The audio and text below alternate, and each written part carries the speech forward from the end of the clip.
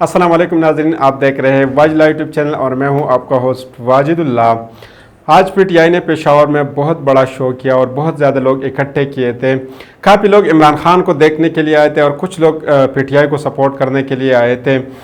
आज इमरान खान साहब के साथ स्टेज पर साबिक स्पीकर असद कैसर साहब के साथ खैबर पख्तूनख्वा के वज़ीर आला महमूद खान और इसके साथ परवेज़ खटक मौजूद थे।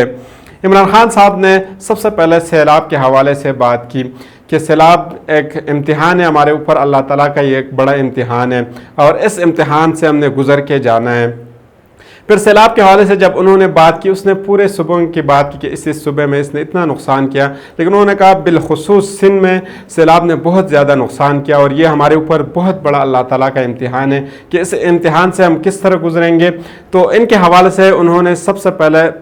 सैलाब के हवाले से बात की। फिर इसके बाद उन्होंने खुल के बातें की, जो इल्ज़ामात अभी तक इनके ऊपर लगे रहे, मीडिया की तरफ से लगे, अदालत की तरफ से लगे, फौज की तरफ, अगर हम पिछले 2-3 दिन पहले कि अगर हम जलसे देखें, वहाँ पे उन्होंने जो बात की उसके ख़िलाफ़ काफ़ी लोग खड़े हो गए थे कि इमरान खान साहब फौज के ख़िलाफ़ है, अदलिया के ख़िलाफ़ है। तो इसी के हवाले से भी उन्होंने खुल के बात की। तो ये सारे तफसीलात आप लोगों के सामने हम रखेंगे। सबसे पहले हम बात करेंगे कि इमरान खान साहब ने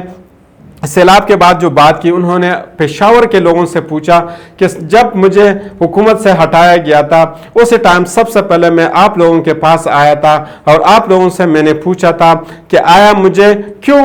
हुकूमत से गिराया गया है, अब दोबारा मैं आप लोगों के पास आया हूँ। तो उन्होंने कहा कि मैं आप लोगों के इल्म में इजाफा करूँगा। इल्म में इजाफा किस किस चीज़ के हवाले से करूँगा कि एक तो मैं आप लोगों की तरबियत करूँगा कि आप लोगों ने किस तरह रहना है और किस तरह आप लोगों ने नॉलेज हासिल करनी है। उसी के साथ उन्होंने कहा कि मैं आप लोगों की सियासी बसीरत में भी इजाफा करूँगा और बढ़ाऊँगा आपकी सियासी बसीरत, आपको बताऊँगा कि सियासत में क्या कुछ होते हैं और लोग क्या कुछ करते हैं, तो ये सारी चीज़ें आपको बताऊँगा।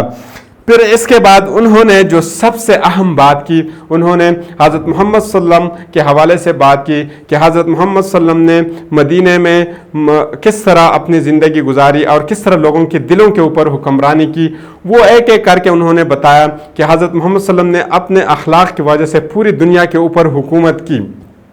ये सारी चीज़ उन्होंने ये मदीने के हवाले से उन्होंने इसलिए बात की कि आगे ये जो साजिश हुआ था उनके साथ, उसी को कनेक्ट करने की कोशिश कर रहे थे और वो मुसलसल बात करते हैं रियासती मदीने की। उन्होंने इसी टाइम पे रियासती मदीने के हवाले से भी बात की कि रियासती मदीने में क्या कुछ हो रहा था।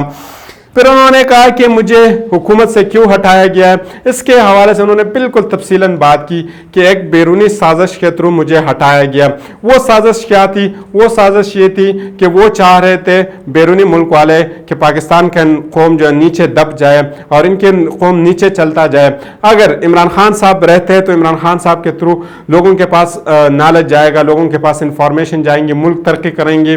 कौम जो है ऊपर जाएगा। तो उन्होंने कहा ये एक साजिश थी, ये साजिश बैरूनी साजिश था और उन्होंने वो पूरे साजिश के हवाले से भी बताया कि कौन कौन इसमें शामिल थे और किस किस ने ये साजिश की। फिर इसके बाद उन्होंने जो सही खुल के बात की वो प्राइम मिनिस्टर के ऊपर की, हमारे मौजूदा प्राइम मिनिस्टर शहबाज शरीफ के हवाले से बात की कि उन्होंने कौन से गन जो है दुनिया में उन्होंने किए। सबसे पहले उन्होंने उनकी वो वीडियो चलाई जिसमें वो कहते हैं कि मैं आपके पास आया हूँ, मैं आया हूँ, लेकिन ये आप लोग ना समझे कि मैं मांगने आया हूँ। मैं मांगने नहीं आया, लेकिन मेरी मजबूरी है। मजबूरी उसकी क्या थी? उन्होंने कहा कि ये इनकी मजबूरी कोई नहीं थी। उनकी मजबूरी ये थी कि इंग्लैंड में जिनके बंगलात थे, इंग्लैंड में जितने उनके प्लाट थे, उसमें पैसे कम पड़ गए थे। उन्होंने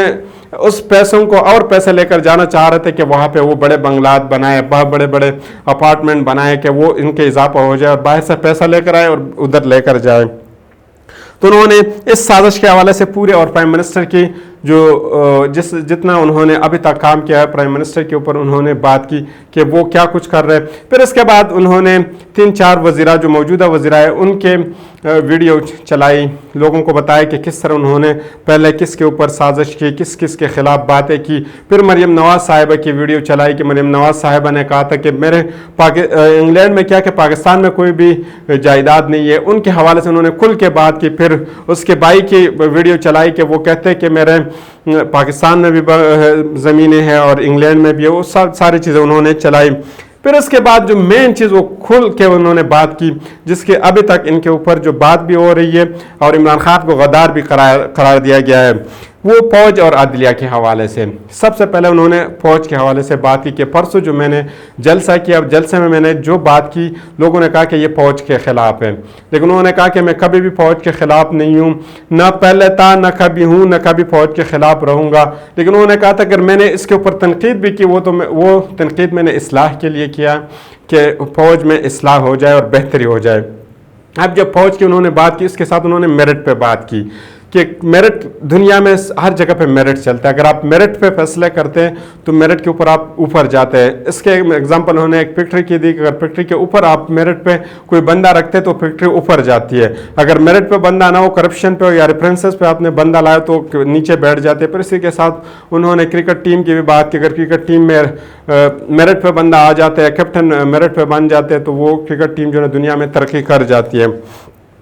پھر انہوں نے اسی فوج کے حوالے سے بات کی، ویڈیو بھی انہوں نے کافی زیادہ چلائی ہے، مختلف لوگوں کی ویڈیو چلائی ہے، نواز شریف صاحب کی ویڈیو چلائی ہے، پھر اس کے بعد اس کی بیٹی مریم نواز صاحبہ کی ویڈیو چلائی ہے، پھر اس کے بعد زرداری صاحب کی ویڈیو چلائی، پھر مولانا فضل الرحمان صاحب کی ویڈیو چلائی ہے کہ کس وقت کس بندے نے کس کے اوپر الزام لگائے یا کس کی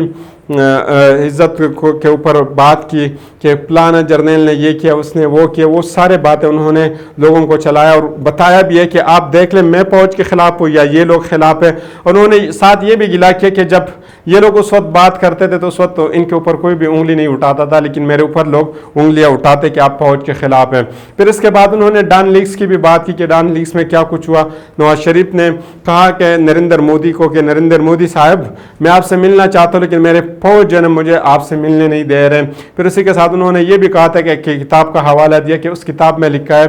کہ نواز شریف صاحب جو ہے نا خفیہ ملاقات کرتے تھے نریندر مودی صاحب کے ساتھ، فوج کے سے خفیہ ملاقاتیں کرتے تھے۔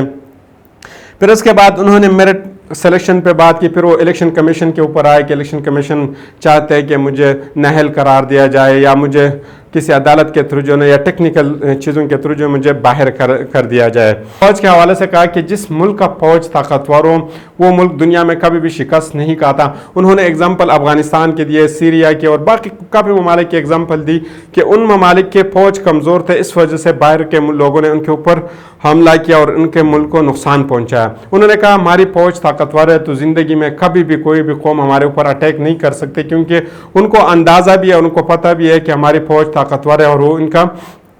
آرام سے جو ہے ان کا مقابلہ کر سکتے، تو اس وجہ سے کوئی بندہ جو ہے اس کے اوپر اٹیک نہیں کریں گے۔ اس کے بعد انہوں نے عدلیہ کے حوالے سے کھل کے بات کی کہ عدلیہ کے خلاف میں کبھی نہیں ہوں۔ انہوں نے کہا تھا کہ 26 سال پہلے میں واحد سیاستدان تھا کہ میں نے عدلیہ کے طاقتور ہونے کے یا ان کو سٹرانگ ہونے کے لیے میں نے بات کی کہ جس ملک میں عدلیہ سٹرانگ ہو وہ ملک ترقی کرے گا، کیونکہ وہاں پہ law and rule and regulation چلیں گے۔ جس ملک میں لا یا رول یا ریگولیشن کوئی بندہ نہیں فالو کرتا وہ ملک جو ہے نیچے گر جاتا ہے، وہ کبھی بھی کامیاب نہیں ہوتا۔ پھر انہوں نے 2008 کی ایگزامپل دی کہ 2008 میں نے کتنے کوشش کی عدلیہ کے لیے کہ عدلیہ کو بحال کیا جائے، عدلیہ کو پاور دیا جائے، عدلیہ کو طاقتور بنایا جائے۔